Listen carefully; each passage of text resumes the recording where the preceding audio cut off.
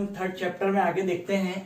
अर्थव्यवस्था के क्षेत्र सेक्टर्स लेके आया हूं मैं आज। ये पढ़ना स्टार्ट करना हम लोगों को। प्रीवियस वीडियो जो डला हुआ था आपने उसको पढ़ लिए होंगे और बहुत सी समझ उससे विकसित कर ली होगी। अब उसी में साथ में मैं उससे थोड़ी बहुत चीजें इसकी कोरिलेट करूंगा, जिससे ये सेक्टर्स के द्वारा किसी देश की जो अर्थव्यवस्था है उसके बढ़ने घटने के पीछे के क्या रीजन हो सकते हैं, वो इतनी समृद्धशाली क्यों है क्यों नहीं है, उसकी समझ और विकसित हो जाएगी यदि हम इस कॉन्सेप्ट को और अच्छे तरीके से समझ लेते हैं तो। ठीक है। तो कोई भी जो अर्थव्यवस्था है उसके मोटे तौर पर पढ़ने के लिए, लेखांकित करने के लिए उसके क्षेत्रों को देखना पड़ेगा कि जो अर्थव्यवस्था है किन क्षेत्रों पर, किन सेक्टरों पर टिकी हुई है। ठीक, तो मोटे तौर पे पढ़ने के लिए इसके जो सेक्टर है आपने सुने होंगे, प्राथमिक सेक्टर, द्वितीयक सेक्टर और तृतीयक। ठीक, इंग्लिश वर्जन देख लें इसका, हम क्या है, प्राइमरी सेक्टर, सेकेंडरी सेक्टर और टर्शियरी सेक्टर। ठीक है। तो यहां पर जो चीजें लिखी हुई है पूरी, मैंने चार्ट के एक फ्लो से पूरा की पूरा समझा दूंगा आपको, लेकिन जो प्रीवियस वीडियो में आपने देखा हुआ था, ठीक है, तो वहां पर से कुछ एक पॉइंट और मैं ऐड करना चाहता हूं। यहां पे जो वर्ल्ड बैंक होता है अपना, ठीक है, तो जो वर्ल्ड बैंक है, ठीक है, जिसका मुख्यालय कहां है, वॉशिंगटन डीसी में है। ठीक, कमेंट सेक्शन में आप बताना कि वर्ल्ड बैंक की स्थापना कब की गई। ठीक, आगे बढ़ते हैं हम। तो वर्ल्ड बैंक क्या करता है, प्रति व्यक्ति आय के हिसाब से, किसके हिसाब से, प्रति व्यक्ति आय के हिसाब से, तो आय के थ्रू, तो प्रति व्यक्ति आय के थ्रू वर्ल्ड बैंक क्या बताता है, आय के हिसाब से देशों की स्थिति को क्या करता है, बताता है। ठीक है, तो उसने आय को आधार माना, प्रति व्यक्ति आय को आधार माना। ठीक है, और प्रति व्यक्ति आय को आधार मानकर उसने क्या किया, देशों को श्रेणीगत कर दिया। ठीक, एक श्रेणी में बिठा दिया। उसकी श्रेणी क्या बनाई उसने कि आपके यहां लिख के बता देता हूं मैं। ठीक है, उच्च आय वाले देश, मध्य आय वाले देश और निम्न आय वाले देश, इस टाइप से।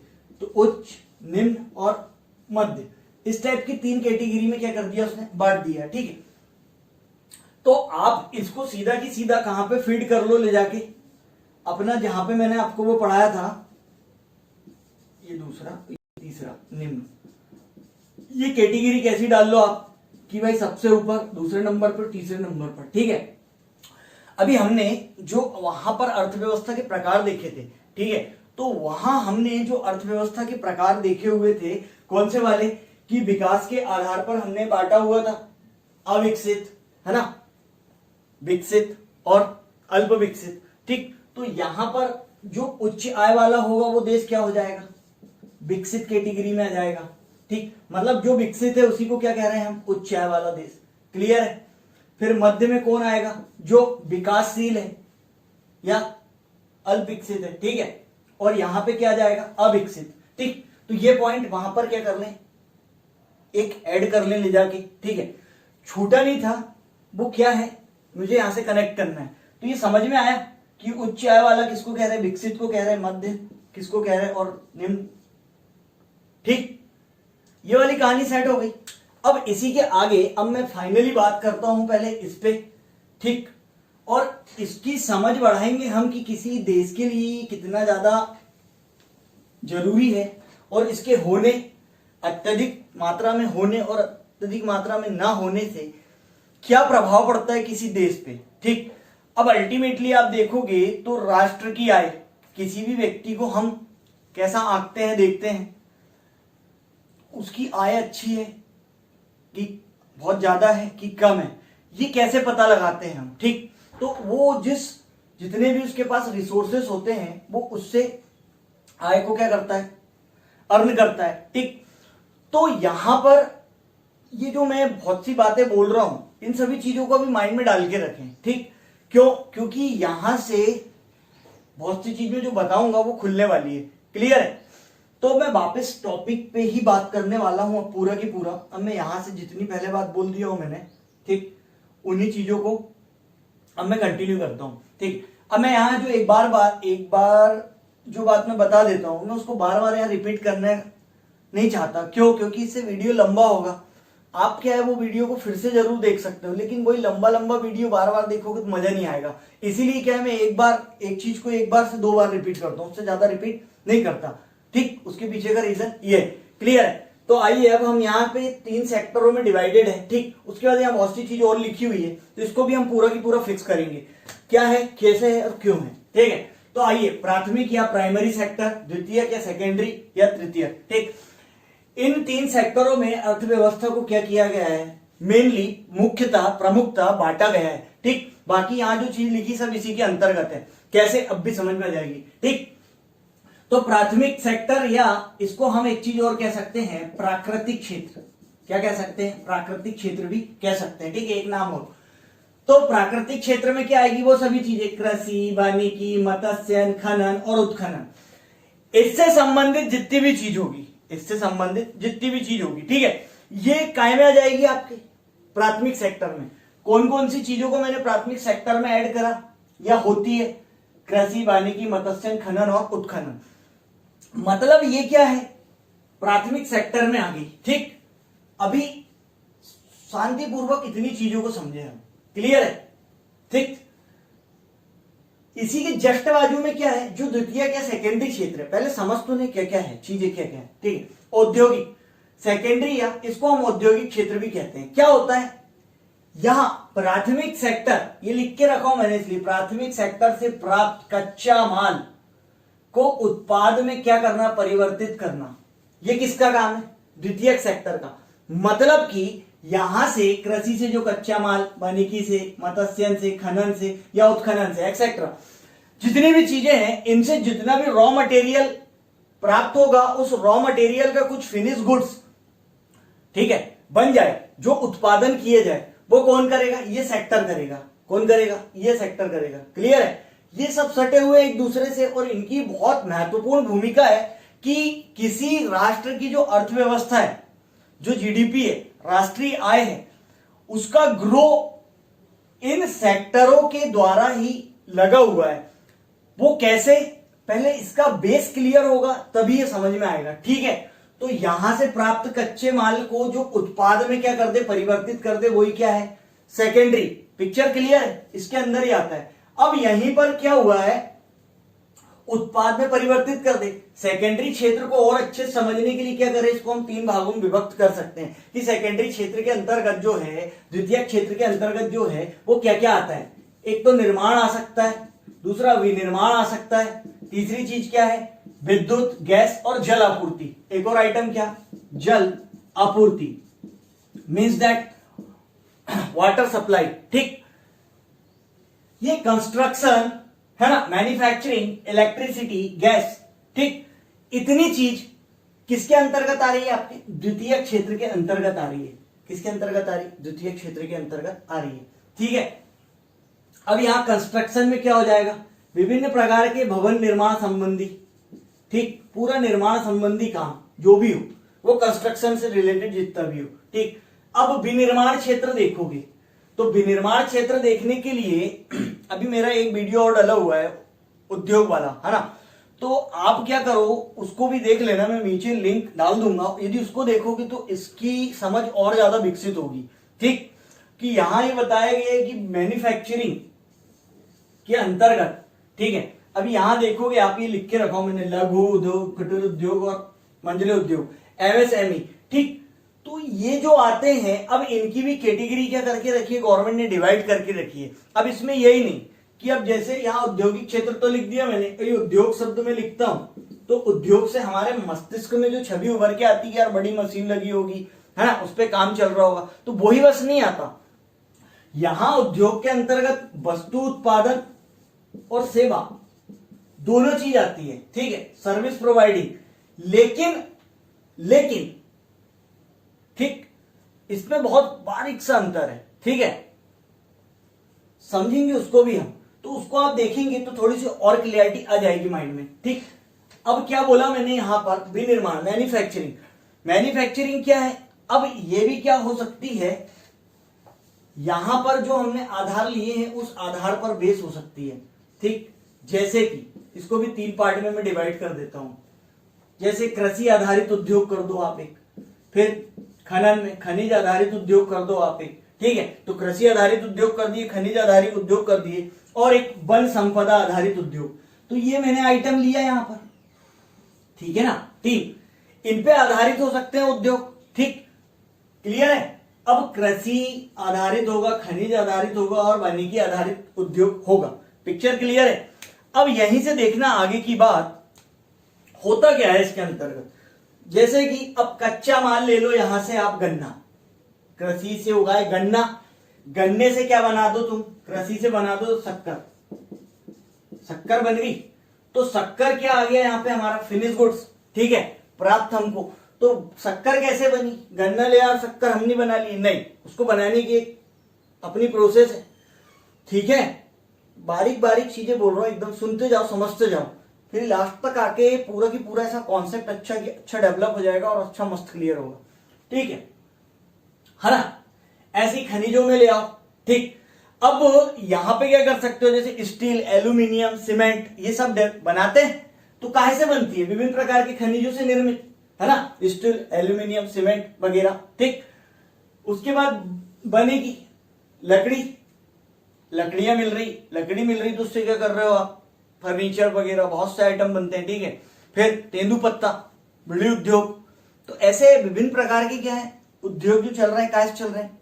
ठीक, तो ये क्या है हमारा प्राइमरी सेक्टर, और इसी की हेल्प से हमने जो वस्तु उत्पादित कर ली, ठीक है, वो क्या हो गई हमारी। क्लियर है ना। बहुत आराम से, मैं पूरा आराम से पढ़ा रहा हूं, क्यों, क्योंकि इसकी समझ बैठना बहुत ज्यादा जरूरी है। पिक्चर क्लियर है यहां पर। अब आगे बात करते हैं हम तृतीय क्या है, टर्शियरी सेक्टर। ठीक है, इसको हम सेवा क्षेत्र भी कहते हैं। ठीक, इसको हम औद्योगिक क्षेत्र भी कहते हैं। ठीक है, और इसको हम कृषि क्षेत्र भी कह सकते हैं। ठीक है, लेकिन नॉर्मली समझने के लिए तो हम कुछ भी कह सकते हैं जो हमको समझ में आ जाए, लेकिन पुस्तक के हिसाब से जो पढ़ के समझाया गया है, जो समझना चाहिए वो किस प्रकार है, जो मैंने बता चुका हूं। पिक्चर क्लियर हो गई। अब देखना, इन दोनों उद्योगों को, प्राथमिक और द्वितीयक उद्योगों को, जो पूरी की पूरी सेवा प्रदान करता है, ठीक, वो किसमें आ जाएगा, सेवा क्षेत्रों में। मतलब ये अल्टीमेटली क्या करता है, सेवाओं का उत्पादन करने वाला क्षेत्र। तो ये क्या हो गया, सेवाओं का उत्पादन करने वाला क्षेत्र। ठीक, अब जैसे कि यहां पर इस काम का सार्थक होना कैसे होगा, गन्ना होगा खेत में, गन्ना लाना है फैक्ट्री में, लाने के लिए क्या लगेगा, परिवहन नहीं लगेगा, तो वैसे ही आ जाएगा, क्या व्यक्ति चल के जाएगा, संचार का उपयोग करेगा, भैया इतना इतना गन्ना, हाँ, तो बहुत बेस चीज। ठीक, अब मुंह से बोल दिए हो गया क्या, बैंकिंग, अभी बैंकिंग टेक्नोलॉजी बढ़ गई है ना, तो हम क्या कर रहे हैं, ट्रांजैक्शन। ठीक, या तो ऑनलाइन कर लो या तो ऑफलाइन कर लो, जाना तो अकाउंट से व्यक्ति के पास ही है। तो ये जो है, ये सेवा क्षेत्र, ये क्या प्रदान कर रहा है, सेवा। इसके बिना ये काम हो पाएंगे क्या, नहीं। तो सभी अपनी अपनी जगह बहुत महत्वपूर्ण भूमिका अदा करते हैं। क्लियर है। बीमा, ठीक है, अब बीमा दो प्रकार के होते हैं। तो ये हमको यहां पे जो चीजें लिखी है, इनको भी पूरा डीपली और डिटेल पढ़ेंगे हम, क्योंकि ये इसके अंतर्गत है, मोस्ट इंपॉर्टेंट है। जैसे बैंकिंग तो पूरा बैंकिंग, बीमा तो पूरा बीमा, है ना। कैसे बीमा, अब ये इतने बड़े बड़े जब काम चलेंगे तो क्या होता है, जनरल इंश्योरेंस, ठीक है, विभिन्न प्रकार की चीजों का जो इंश्योरेंस होता है, जनरल इंश्योरेंस। ठीक, टाटा ने स्टार्ट किया था। तो ये क्या है, सेवा ही तो प्रदान कर रहे हैं इन लोग मिलके। यहां तक कि आपको समझ में मेरे हिसाब से आ गया होगा। भंडारण सब तो लिखा है। अब इनने बहुत सारा उगा लिए, यहां लोगों को उतना लग नहीं रहा है, लेकिन बाद में लगेगा। तो रखने के लिए जगह होना कि नहीं होना, वही जो रखने के लिए, जब ज्यादा मात्रा में कोई चीज या वस्तु उत्पादित हो जाती है और तुरंत में ना लगे, कुछ समय बाद लगे, तो उसको रोक के रखने के लिए क्या किया जाता है, भंडार किया जाता है। भंडार तो भंडारण, ठीक है, वेयर हाउसिंग, ठीक है ना, ट्रेड व्यापार, सामुदायिक सेवाएं, ये इतनी सारी चीज। ठीक है, अब यहां चीज बन भी गई, शक्कर, गन्ना से शक्कर बन गई, तो क्या जिनने शक्कर बनाया उसके पास लोग लेने जाएंगे, नहीं। ट्रेड क्या चलता है, व्यापार। मैं बहुत नीचे लेवल पे समझा रहा हूं, बेस समझ में आना चाहिए, इसलिए मेरे हिसाब से मैंने यहां तक के आके पूरा की पूरा क्लियर कर दिया हूं। अभी भी नहीं आया हो तो फिर रिवाइंड करके फिर से की सुन ले, इतनी बात है, पिक्चर पूरी क्लियर हो जाएगी। ठीक, अब क्या होता है देखो, यहां तक के हो गए। इसके बाद अभी यहां पे मैंने ये जो चीजें हैं ये छूटी हुई हैं, अभी मैं इन पे बात करूंगा। क्या है ये, पहले बेस क्लियर कर ले। ठीक, तो ये अर्थव्यवस्था के जो मुख्य जो 3 क्षेत्र होते हैं वो यही है। ठीक है, उसके बाद जो लगता है वो क्या होता है, आधारभूत क्षेत्र या कोर सेक्टर। आधारभूत क्षेत्र या कोर सेक्टर। ठीक, इसी के बाद और देख लें पढ़ने के हिसाब से, चतुर्थक क्षेत्र और पंचम क्षेत्र। ठीक है, ये इसमें नहीं है लेकिन है तो पढ़ने के लिए, समझने के लिए, चल तो रहा है अर्थव्यवस्था में, ये भी बहुत इंपॉर्टेंट है। तो कैसे, तो जितनी भी अभी यहां मैंने कहां से स्टार्ट किया था, कृषि और उससे संबद्ध जितनी भी एरिया हो, यहां मैंने क्या बताया, वही कच्चे माल को उत्पादक में बदल दे वो, और इन दोनों को जो ये सेवा देता है वो। अब देखो चतुर्थक क्षेत्र और पंचम क्षेत्र। ठीक, तो जितनी भी प्रकार की क्या हो बौद्धिक गतिविधियां, ठीक, जैसे कि संस्कृति, ये लिख के रखा मैंने, सरकार, पुस्तकालय, शिक्षा, रिसर्च, अनुसंधान, है ना। तो ये वाले आइटम कहां जाएंगे, ये सब है देश में, जैसे ये सभी चीजें हैं हमारे देश में, वैसे ये सभी भी हैं क्या। हाँ, तो इनको समझ तो ले हम, वो कहां पे आ रहे हैं और क्यों आ रहे हैं, इनके अंतर्गत तो नहीं है। तो ये कहां पे आ रहे हैं हमारे चतुर्थक क्षेत्र में। कहां पर आ रहे हैं, चतुर्थक क्षेत्र में। ठीक है, और एक और ले ले हम पंचम क्षेत्र, वहां पर क्या आएगी हमारी, अब ये क्या है, सरकार, शिक्षा, अनुसंधान, है कि नहीं है जरूरी, समय समय पर विभिन्न चीजों पर रिसर्च होना जरूरी है कि नहीं है, होगा तो क्या होगा, विकास ही होगा ना। सरकार क्या कर रही है, सरकार पूरे की पूरे निर्णय लेके काम कर रही है। तो ये जो है गवर्नमेंट का एरिया, गवर्नमेंट ही तो ये पूरे के पूरे डिसीजन लेके यहां पर जो चीजें हैं उसके हिसाब से वर्किंग करेगी। अगली बात, उच्च स्तरीय निर्णय लेने वाले संस्थान, ये विज्ञान, एनजीओ, मीडिया, विश्वविद्यालय, ये सभी चीजें। तो मतलब ये सभी चीजें भी हैं, लेकिन मुख्य रूप से जो चीज है वो क्या है, ये है, ये भी अपने स्तर पर वर्क कर रही है। ठीक, और इसी के बाद देख ले हम तो क्या हो जाते हैं हमारे सार्वजनिक क्षेत्र और निजी क्षेत्र। ठीक है, अभी हम जो सार्वजनिक क्षेत्र है, पीएसयू, पब्लिक सेक्टर यूनिट, निजी क्षेत्र प्राइवेट क्षेत्र होता है। ठीक, ये किसके अंतर्गत आ जाएंगे दोनों, सार्वजनिक और निजी क्षेत्र, ये विनिर्माण में आ जाएंगे, है ना। यहाँ पे बहुत सी ऐसी चीजें हैं जो सार्वजनिक क्षेत्र मतलब गवर्नमेंट की जितनी भी कंपनीज है, पीएसयूज है। ठीक है, ये भी एक ब्रॉड टॉपिक है, इस पे भी हम विस्तृत चर्चा करेंगे। अभी तो मेरे बेस वीडियो चलेंगे 3-4, मैंने पहले ही बताया था, पिछले जो 2 और ये अभी। ठीक है ना। तो पीएसयूज क्या होते हैं, पब्लिक सेक्टर यूनिट्स क्या होती है, वही कोई कंपनी में पूरा की पूरा उसको भी डिटेल पे चर्चा करूंगा अच्छे से, वहां से भी क्वेश्चन बनता है। और ये फॉर्मेट जो मैं बता रहा हूँ इससे क्या क्वेश्चन बनता है, इसलिए मैं यहाँ की पूरी चीजें अलग कर रहा हूँ ताकि क्वेश्चन जो बन के आए तो हमारे दिमाग में वो चीज तुरंत क्लिक करे और हम एकदम एग्जैक्टली क्वेश्चन के आंसर को राइट टिक मारे। क्लियर है ना।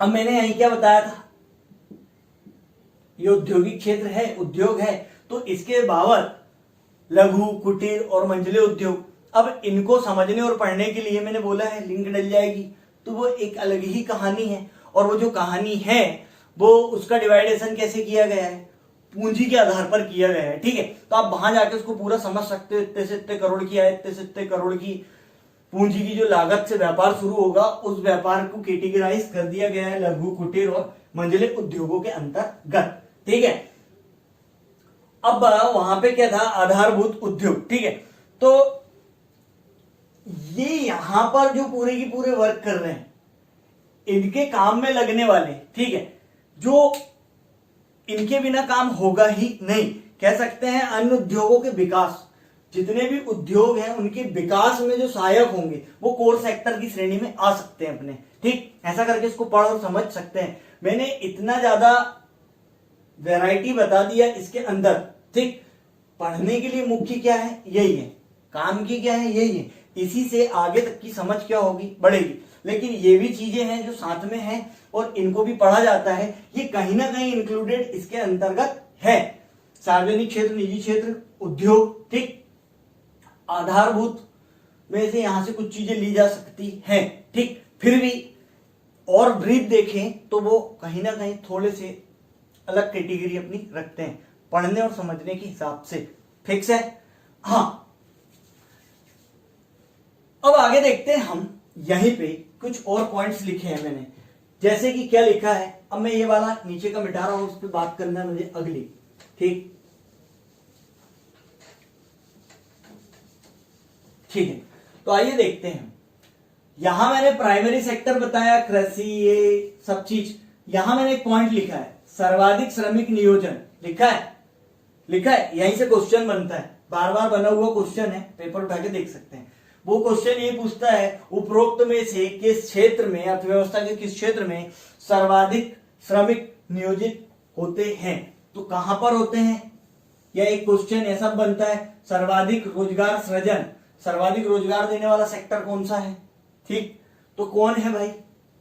प्राथमिक सेक्टर। ठीक, प्राथमिक क्षेत्र। क्लियर है? अब इसको देखोगे तो ये क्या है? अल्प विकसित देश, मतलब जो विकासशील देश है उनमें क्या की प्रधानता पाई गई है? प्राथमिक सेक्टर की। किसकी पाई गई है? प्राथमिक सेक्टर की। ठीक, ये 2 पॉइंट मैंने यहां बोले। ठीक है, अब आगे बढ़ो। यहां पर क्या लिखा है मैंने? तृतीय क्षेत्र। क्या लिखा है? तृतीय क्षेत्र, सेवा क्षेत्र। ठीक है, राष्ट्रीय आय में सर्वाधिक भागीदारी। ठीक है, नेशनल इनकम जो होती है उसमें सर्वाधिक भागीदारी किसकी होती है? इसकी।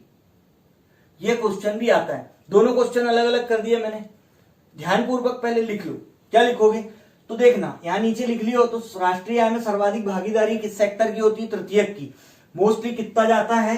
57.9% एग्जैक्ट है। इसको राउंड ऑफ करके 57 भी बोल सकते हो, और 56 to 58 तक के आप उसको लेके रख के समझ सकते हो, जैसा ऑप्शन में है। फिर भी इतना है, मैंने एग्जैक्टली बता दिया।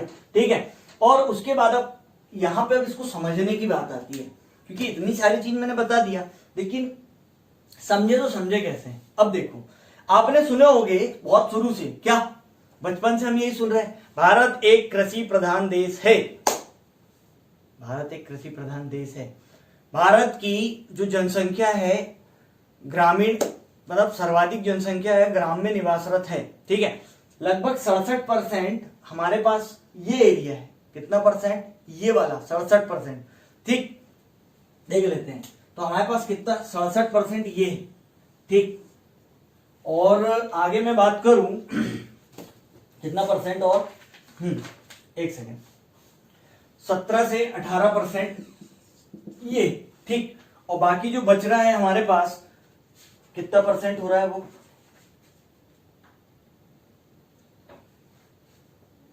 सॉरी 17-18% नहीं, 25 से 26%। 25 से 26 मोटा हिसाब एक मान के चलते भी। ये जो मैं लिख रहा हूं यहाँ, इसको बेस को समझना है इसके अपने को। ठीक है, और यहां का तो मैंने लिख ही दिया है।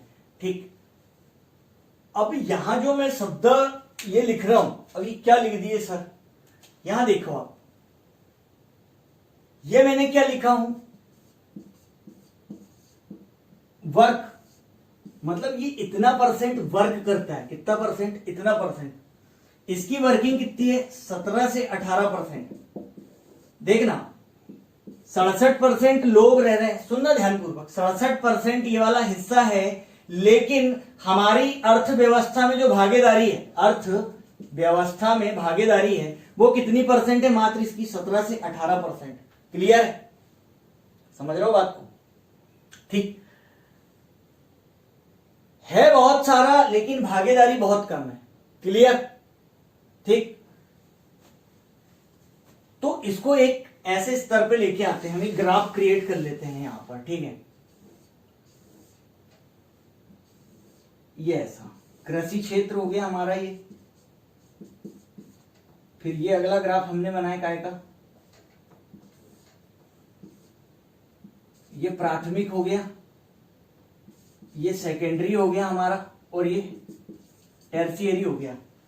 अब यहां पर देख के हम ये समझ सकते हैं कि हमारे पास कितने परसेंट है कृषि? 67%।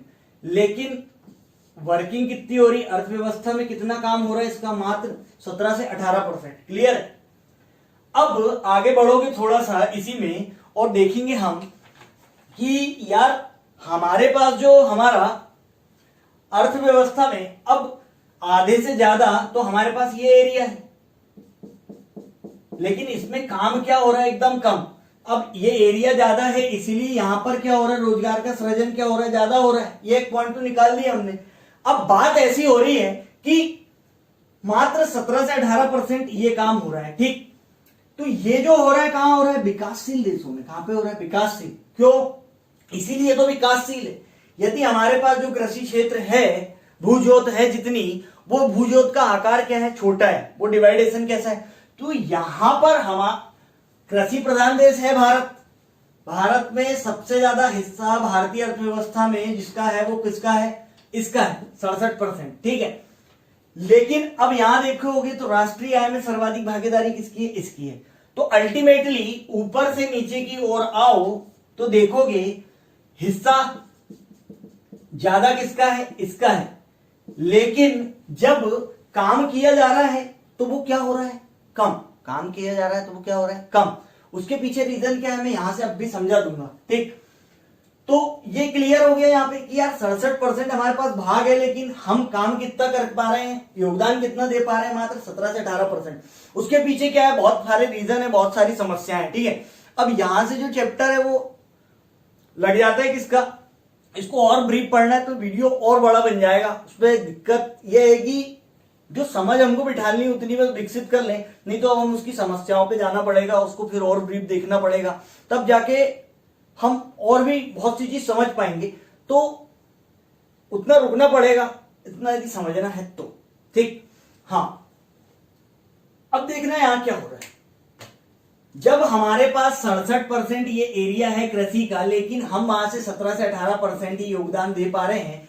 जब हम कम कृषि उत्पाद कर रहे हैं तो हमको क्या हो रहा है, यहां पर वस्तु कम प्राप्त, कच्चा माल कम प्राप्त हो रहा है। जब कच्चा माल कम प्राप्त होगा तो उत्पाद कैसा होगा, स्वाभाविक सी बात है, कम। अब ये जो द्वितीयक या सेकेंडरी क्षेत्र है, ठीक है, जैसे यहां पर मैंने लिखा विकासशील देशों में ये प्राथमिक जो क्षेत्र है इसका योगदान ज्यादा होता है। वैसे ही आप देखोगे तो कौन सा क्षेत्र, विकसित जो अर्थव्यवस्था है उसमें किसका योगदान ज्यादा रहता है, द्वितीय या सेकेंडरी क्षेत्र का, इसका और इसका।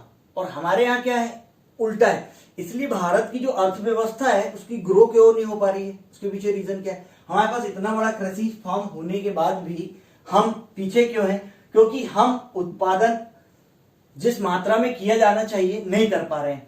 अब उत्पादन ज्यादा मात्रा में कर लेंगे तो क्या होंगे। अब ध्यानपूर्वक ये लाइनों को सुने मेरी, क्या है, जितना ज्यादा उत्पादन होगा, ठीक है, फिर वही वाली बात यहां पे आएगी, जीडीपी, ग्रॉस डोमेस्टिक प्रोडक्ट, ठीक है। ग्रॉस डोमेस्टिक प्रोडक्ट क्या होता है, सकल घरेलू उत्पाद, ठीक है। इसको मैं अभी और वीडियो में बताऊंगा। अभी यहां पे जो समझने की लाइन वो समझो कि होता क्या है, जितना उत्पाद किसी वर्ष विशेष में किया जाएगा और उसका मौद्रिक मूल्य जो होगा पूरा की पूरा साल भर में जितनी वस्तु है सेवा उत्पादित की गई है उसका जो मौद्रिक मूल्य होगा, वो मौद्रिक मूल्य पूरा साल भर का डिसाइड करेगा आपकी जीडीपी ग्रोथ, ठीक है ना। ये और क्या बोल सकते हैं, नेशनल इनकम, ठीक। तो नेशनल इनकम ग्रो कैसे करेगी, जितना ज्यादा उत्पादन किया जाएगा उससे। अब हम उत्पादन कम क्यों कर पा रहे हैं, क्योंकि हमारे पास इतना बड़ा क्षेत्र होने के बावजूद हमारा जो प्राथमिक सेक्टर इतना सारा है हमारे पास, उसमें हमारी अर्थव्यवस्था को जो योगदान मिल रहा है वो बहुत कम मिल रहा है। जब ये कम मिलेगा तो यहां उत्पाद कम होगा, स्वाभाविक सी बात है ना। और रही बात इसकी, अब ये अपने लेवल पे क्या कर रहा है, काम जो करना है अपने हिसाब से इन दोनों को सुविधा पहुंचाने के दृष्टिकोण से जितनी करने की है वो तो कर ही रहा है, लेकिन फिर भी इसका राष्ट्रीय आय में योगदान बहुत ज्यादा है। हमारी जो राष्ट्रीय आय है उसमें योगदान बहुत ज्यादा है। होना किसका चाहिए, इसका और इसका, है क्या हमारे पास, इसका। देखो यहां नीचे ग्राफ पे आओगे,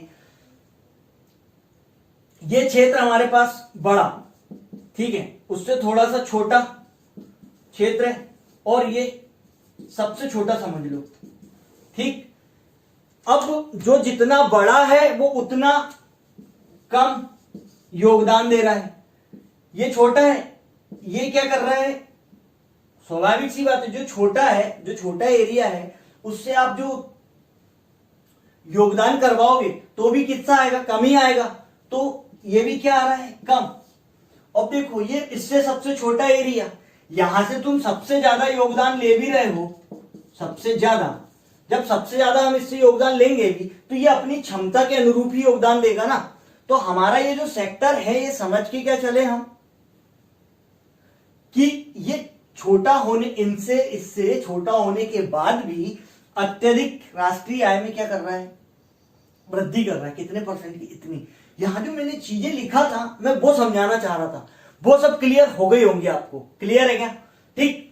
तो यहां पे ये ग्राफ वाइज हम इसको समझ के माइंड सेट कर सकते हैं। क्लियर है? तो आपको यदि विकासशील हो, वो विकसित होना है तो क्या करना पड़ेगा, इस पे ज्यादा जोर देना पड़ेगा, है ना। तो इस पे जोर कैसे दे पाओगे, जो चीज हमारे पास पहले से है उसका हमको क्या करना पड़ेगा, भरपूर और समुचित दोहन करना पड़ेगा।